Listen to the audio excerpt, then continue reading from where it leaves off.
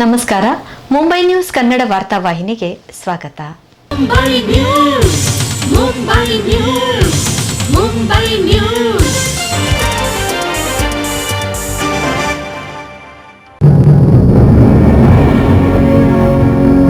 ಉಡುಪಿಯ ಜಗದ್ಗುರು ಶ್ರೀಮನ್ ಮಧ್ವಾಚಾರ್ಯ ಮೂಲ ಮಹಾಸಂಸ್ಥಾನ ಶ್ರೀ ಪುತ್ತಿಗೆ ಮಠದ ಪೀಠಾಧಿಪತಿಗಳಾದ ಶ್ರೀ ಡಾ ಸುಗುಣೇಂದ್ರ ತೀರ್ಥ ಶ್ರೀಪಾದರು ತಮ್ಮ ಚತುರ್ಥ ವಿಶ್ವ ಗೀತಾ ಪರ್ಯಾಯ ಪೂಜಾ ಮಹೋತ್ಸವವನ್ನು ಯಶಸ್ವಿಯಾಗಿ ನೆರವೇರಿಸಿದ ಬಳಿಕ ತಮ್ಮ 53ನೇ ಚಾತುರ್ಮಾಸ್ಯ ವೃತ ದೀಕ್ಷೆಯನ್ನು ನವಿ ಮುಂಬೈನ ವಾಶಿಯಲ್ಲಿರುವ ನೂತನ ಶಾಖಾ ಮಠದಲ್ಲಿ ಆಚರಿಸಲಿದ್ದಾರೆ.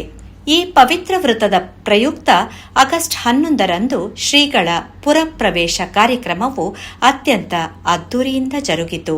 ವಾಶಿ ಸೆಕ್ಟರ್ 29ರಲ್ಲಿರುವ ಶ್ರೀ ಗುರು ವಾಯುರಪ್ಪನ್ ದೇವಾಲಯದಿಂದ ಪ್ರಾರಂಭಗೊಂಡ ಭವ್ಯ ಮೆರವಣಿಗೆಯೊಂದಿಗೆ ಶ್ರೀಗಳ ಪುರಪ್ರವೇಶ ನಡೆಯಿತು. ಸೆಕ್ಟರ್ 12ರಲ್ಲಿ ನೂತನವಾಗಿ ಪ್ರಾರಂಭಗೊಂಡ ಉಡುಪಿ ಶ್ರೀ ಪುತ್ತಿಗೆ ಮಠಕ್ಕೆ ಶ್ರೀಗಳನ್ನು ಪೂರ್ಣ ಕುಂಭ ಸ್ವಾಗತದೊಂದಿಗೆ ಗೌರವದಿಂದ ಕರೆತರಲಾಯಿತು.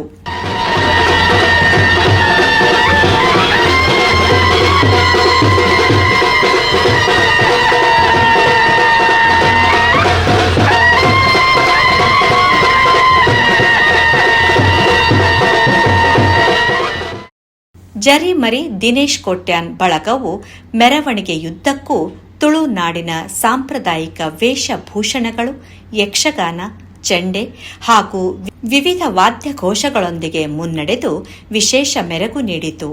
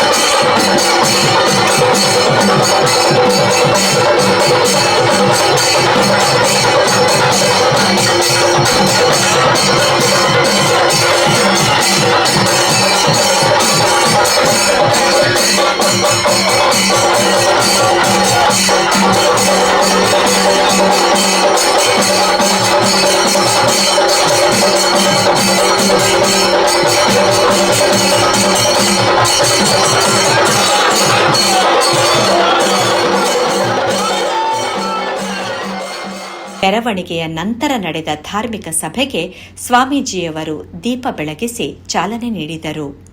ಚಾತುರ್ಮಾಸ ಸಮಿತಿಯ ಅಧ್ಯಕ್ಷ ಶಿವರಾಮ್ ಜಿ ಶೆಟ್ಟಿ ಎಲ್ಲರನ್ನೂ ಸ್ವಾಗತಿಸಿದರು. ಸ್ವಾಮೀಜಿಯವರ ಶರಣಾರವಿಂದಕ್ಕೆ ಸಾಷ್ಟಾಂಗ ನಮಸ್ಕರಿಸಿ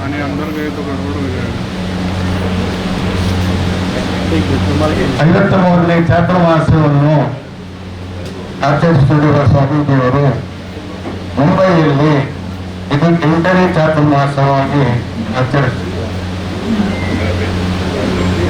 ದೇಶ ವಿದೇಶದಲ್ಲಿ ಎಲ್ಲ ಸ್ಥಳಗಳಲ್ಲಿ ಕೂಡ ಅವರ ಭಗವದ್ಗೀತೆಯ ಪ್ರಚಾರವು ನಡೀತಾ ಇದೆ. ನಿಮಗೆ ತಿಳಿದಿರಬಹುದು, ದೇಶದಲ್ಲಿ 25 ಮಠ ಹಾಗೂ ವಿದೇಶದಲ್ಲಿ 15 ಕೃಷ್ಣ ಮಠ, ದೇವರ ಮಠ ಮಾಡಿ ಧರ್ಮ ಪ್ರಚಾರ ಮಾಡಿ ಲಕ್ಷ ಕಂಠ ಗೀತಾ ಪಾಠ ಪಾರಾಯಣ ಮಾಡಿ ಭಾರತದ ಪ್ರಧಾನಿಯವರನ್ನು ಕರೆಸಿ ಕೂಡ ಪ್ರಸಾರ ಮಾಡಿದ್ದಾರೆ. ಬಹಳ ಸಂತೋಷವಾಗ್ತಿದೆ. ಬಹಳ ಸಮಯದಿಂದ ಅವರಿಗೊಂದು ಬಾಂಬೆಯಲ್ಲಿ ಮಠ ಮಾಡಬೇಕಂತ ಅವ್ರಿಗೆ ತುಂಬಾ ಆಸೆ ಇತ್ತು. ಒಂದು 35-40 ವರ್ಷದ ಹಿಂದೆ ನಾವೆಲ್ಲ ಅವರ ಒಟ್ಟಿಗೆ ತಿರುಗುತ್ತಿದ್ದೆವು. ಅವರ ಆ ಭಾಗ ಅವರಿಗೆ ಸರಿಯಾದ ಜಾಗ ಸಿಗದ ಕಾರಣ ಅವರು ಮತ್ತೆ ಫಾರಿನ್ಗೆ ಹೋಗಿ ಮಠ ಮಾಡಲಿಕ್ಕೆ ಶುರು ಮಾಡಿದ್ರು. ಈಗ ಕಡೆಗೆ ನಾವು ಬಂದು ನಾವೆಲ್ಲ ನ್ಯೂ ಬಾಂಬೆಯಲ್ಲಿದ್ದೇವೆ, ನಿಮ್ಮಲ್ಲೇ ನಾವು ಬರ್ತೇನೆ ಅಂತ ಹೇಳಿ ಇಲ್ಲಿ ಮಠ ಮಾಡಿದ್ದಾರೆ. ಸ್ವಾಗತ ಸ್ವಾಗತ ಸ್ವಾಗತ.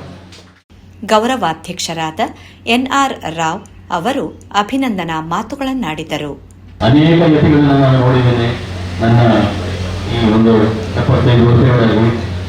ಅನೇಕರಿದ್ದಾರೆ. ಅವರ ಅಭ್ಯುದಯ, ಅವರ ಆತ್ಮೋದ್ಧಾರ, ಅದು ಇನ್ನೊಬ್ಬರಿಗೆ ತೊಂದರೆ ಕೊಡೋದು ಮಾಡೋದಲ್ಲ, ನಮ್ಮ ಆತ್ಮೋದ್ಧಾರ ಮಾಡ್ಕೊಳ್ಳೋದಕ್ಕೆ ಅವರು ಒಬ್ಬರೇ ಸಮರ್ಥಿಕೆ ತಾವಿರ್ತಾರೆ. ಆದರೆ ಈ ಲೋಕ ಸಂಗ್ರಹ ಕಾರ್ಯ ಮಾಡೋದು, ಪರೋಪಕಾರ ಮಾಡೋದು, ನಮ್ಮ ಸುತ್ತಮುತ್ತಲಿನ ಜನಗಳಿಗೆ ಒಳ್ಳೆಯದಾಗಲಿ ಅವರ ಹೃದಯವನ್ನ ನೋಡೋದು, ಜನತೆಯ ಒಂದು ಒಳ್ಳೆಯ ಅವರ ಒಂದು ಅಭ್ಯುದಯಕ್ಕೆ ಅಥವಾ ಅವರ ಒಂದು ಉತ್ಥಾನಕ್ಕೆ ಏನೇನು ಬೇಕು ಅದನ್ನೆಲ್ಲ ಯೋಚನೆ ಮಾಡಿ ಅದರಲ್ಲಿ ನಾವು ಒಂದು ಅರ್ಹತೆಯನ್ನು ಪಡೆದಾಗ, ಅದರ ಸಿದ್ಧಿಯನ್ನು ಪಡೆದಾಗ ಅದನ್ನು ನೋಡಿ ಸಂತೋಷ ಪಡುವಂತ ಯತಿಗಳು ನಮ್ಮ ಸುಬ್ರಹ್ಮಣ್ಯ ತೀರ್ಥರು. ಅವರಿಗೆ ನಮ್ಮ ಮಧ್ಯಮತದಲ್ಲಿ ಭಾಗ್ಯೇಶ್ವರ ಮಠಗಳಲ್ಲಿ ಸಾಧಾರಣವಾಗಿ ದೇಶದಿಂದ ಆಚೆ ಹೋಗಿರುವ ಬಹಳ ಉಂಟು. ಆದರೆ ಮಧ್ಯಮತದಲ್ಲಿ ಅವರು 30ನೇ ಯತಿಗಳು ಆ ನಿರ್ದಿಷ್ಟ ಪರಂಪರೆಯಲ್ಲಿ ಯಾರು ಉಡುಪಿಯಿಂದ ಹೊರಗೆ ಅಥವಾ ದೇಶದಿಂದ ಹೊರಗೆ ಹೋಗುವ ಯಾವ ಒಂದು ಕನಸನ್ನು ಕಾಣಲಿಲ್ಲ.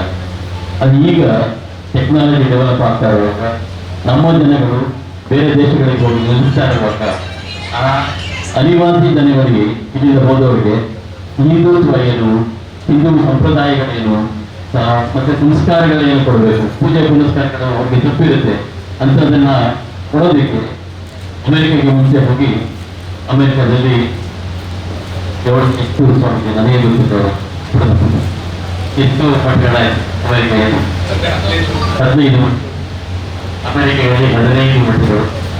ಅವರು 5 ಮಠ ಮಾಡೋದು ಮುಖ್ಯ, ಅವರು ಹೋದಲ್ಲಿ ಒಂದು ಮಠ ಮಾಡೋದಕ್ಕೆ ಜನಗಳು ಸೇರಿಬಿಡ್ತಾರೆ. ತದನಂತರ ಆಶೀರ್ವಚನ ನೀಡಿದ ಶ್ರೀಪಾದಂಗಳವರು, ನಾವೆಲ್ಲರೂ ಜೀವನದಲ್ಲಿ ಸತ್ಕರ್ಮಗಳ ಮೂಲಕ ಪುಣ್ಯ ಸಂಪಾದನೆ ಮಾಡಬೇಕಿದೆ. ಆಗ ಮಾತ್ರ ಜೀವನ ಸಾರ್ಥಕವಾಗುತ್ತದೆ ಮತ್ತು ಆ ಪುಣ್ಯವೇ ನಮ್ಮನ್ನು ಶಾಶ್ವತವಾಗಿ ರಕ್ಷಿಸುತ್ತದೆ ಎಂದು ಚಾತುರ್ಮಾಸ ವೃತ್ತದ ಮಹತ್ವವನ್ನು ತಿಳಿಸುತ್ತಾ ಭಗವದ್ಗೀತೆಯ ಮಹತ್ವ ಹಾಗೂ ಅದರ ಪ್ರಚಾರದ ಮುಖ್ಯ ಉದ್ದೇಶವನ್ನು ಭಕ್ತರಿಗೆ ವಿವರಿಸಿದರು. ಚಾತುರ್ಮಾಸ್ಯ ವ್ರತಗಳಲ್ಲಿ ಅತ್ಯಂತ ಶ್ರೇಷ್ಠವಾದಂತಹ ವ್ರತ, ಅದಕ್ಕಿಂತ ದೊಡ್ಡದಾದಂತಹ ವ್ರತ ಬೇರೆ ಯಾವುದೂ ಇಲ್ಲ. ಅದರಲ್ಲಿಯೂ ಕೂಡ ಸನ್ಯಾಸಿಗಳಿಗೆ ಚಾತುರ್ಮಾಸ್ಯ ವ್ರತ ಅದು ಕಡ್ಡಾಯ. ಸ್ವಾಮಿಗಳವರು ಚಾತುರ್ಮಾಸ ವ್ರತ ಮಾಡಲಿಲ್ಲ ಅಂದರೆ ಅವರಿಗೆ ಕೃಷ್ಣನ ಪೂಜೆಯನ್ನು ಮಾಡುವ ಅಧಿಕಾರವೂ ಇಲ್ಲ. ಯಾವಾಗ ಗುರುಗಳು ದೀಕ್ಷೆಯನ್ನು ಕೊಡ್ತಾರೋ ತಕ್ಷಣ ಕೃಷ್ಣನ ಪೂಜೆ ಮಾಡಲಿಕ್ಕೆ ಅವಕಾಶ ಬರುವುದಿಲ್ಲ.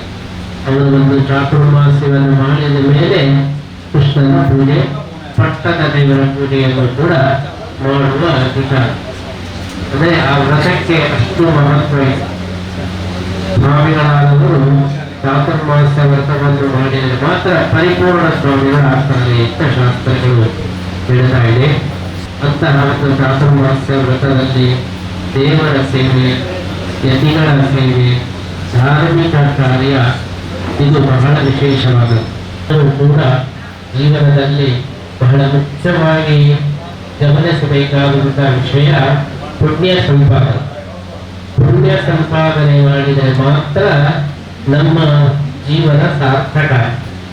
ನಾವೆಲ್ಲ ಹಣ ಸಂಪಾದನೆ ಮಾಡ್ತೇವೆ, ನಮಗೆಲ್ಲ ಇಷ್ಟು ಕೋಟಿ ಮಾಡಬೇಕು ಅಂತ ಉದ್ದೇಶ ಇರ್ತದೆ. ಆದರೆ ಪುಣ್ಯ ಸಂಪಾದನೆ ಎಂಬುದು ಬಹಳ ಮುಖ್ಯವಾದದ್ದು. ಯಾಕೆಂದ್ರೆ ನಮ್ಮನ್ನು ಶಾಶ್ವತವಾಗಿ ರಕ್ಷಣೆ ಮಾಡುವುದು ಪುಣ್ಯ. ಹಣ ಈ ಜಗತ್ತಿನಲ್ಲಿ, ಈ ಲೋಕದಲ್ಲಿ ಮಾತ್ರ ನಮ್ಮನ್ನು ರಕ್ಷಣೆ ಮಾಡಬಹುದು. ಆದರೆ ಪುಣ್ಯ ನಾವು ಎಲ್ಲೆಲ್ಲಿ ಇರ್ತೇವೆಯೋ ನಮ್ಮನ್ನು ಶಾಶ್ವತವಾಗಿ ಅದು ರಕ್ಷಣೆ ಮಾಡುತ್ತೆ. ಅದಕ್ಕೋಸ್ಕರ ಹಿಂದಿನವರು ಜೀವನದ ಮುಖ್ಯ ಉದ್ದೇಶ ಪುಣ್ಯ ಸಂಪಾದನೆ ಅಂತ ಹೇಳಿದ್ದಾರೆ. ಹಣ ಸಂಪಾದನೆ ಮಾಡಬಹುದು, ಆ ಹಣವನ್ನು ತಕ್ಷಣ ಪುಣ್ಯವನ್ನಾಗಿ ಕನ್ವರ್ಟ್ ಮಾಡಬೇಕು. ಆವಾಗ ನಮಗೆ ಆ ಹಣದ ಉಪಯೋಗ ಹೇಳ್ತದೆ. ತಿಳುವಳಿಕೆ ಕೊಟ್ಟರೆ ಅದರಿಂದ ತುಂಬಾ ಪುಣ್ಯ ಬರ್ತದೆ. ಜ್ಞಾನ ಕೊಟ್ಟರೆ, ಯಾಕೆಂದ್ರೆ ಊಟ ಕೊಟ್ಟರೆ ಊಟ ಮಾಡಿ ಮತ್ತೆ ಪುನಃ ಹಸಿವಾಗ್ತದೆ, ಮರೆತು ಹೋಗ್ತದೆ. ಬಟ್ಟೆ ಕೊಟ್ಟರೆ ಬಟ್ಟೆ ಹೊಟ್ಟುಕೊಳ್ತಾರೆ, ಔಷಧ ಕೊಟ್ಟರೆ ಆರೋಗ್ಯ.